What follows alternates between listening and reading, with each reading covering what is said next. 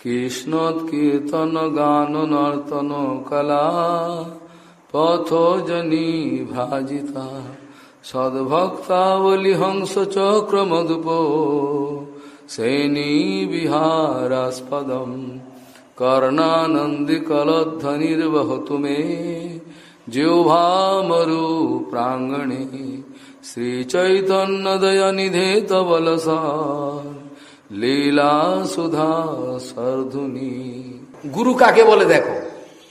এবার শিষ্যকে দেখে বলছে সেই হলো শিষ্য, যাকে দেখে জগতের লোক জানে না এনার গুরু কে, সেই তাকে বলে সুস্থ মহারাজ।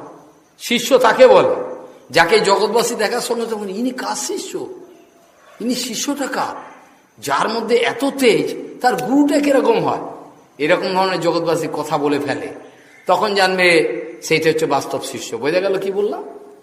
শিষ্যের প্রভাব দেখে জগৎবাসী অবাক হয়ে ইনি কার শিষ্য, যে শিষ্যের এরকম তেজ আগুনের মতো, তো সেই গুরুটা কিরকম, গুরুকে দেখতে গুরু দেখতে পাবো। প্রভুপাদ এরকম আদেশ করলে তাইতে কাঁদবার কি আছে, ওনাকেই যেতে হবে।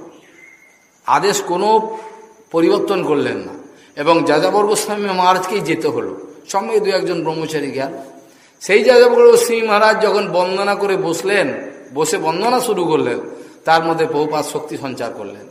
একে বলে গুরু। গুরু বৈষ্ণবের কৃপা সবাই নিতে পারেন।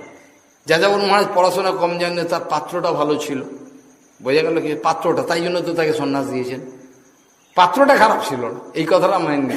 এবার যোগ্যতা কিন্তু গুরু বৈষ্ণব দেবে, কিন্তু যোগ্য যদি তুমি না পাও, তাহলে গুরু বৈষ্ণবের গালাগাল দিলে তুমি, তাহলে কিন্তু তোমার দোষ। তুমি জানতে পারছো সিদ্ধান্তটা কোথায়।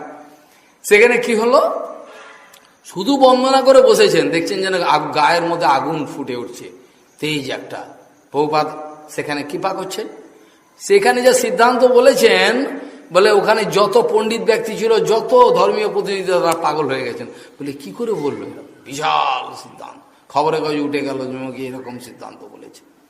চিন্তা করে দেখো, বাস্তব গুরু বৈষ্ণবের কৃপাটা নিতে পারবে, কিন্তু পাত্র নেই, অভিমানে লোকে মরছে, এই জন্য সে পারে না। গুরু বৈষ্ণবের সঙ্গে থাকলে গুরু বৈষ্ণবের শক্তি তার মধ্যে আসবেই আসবে।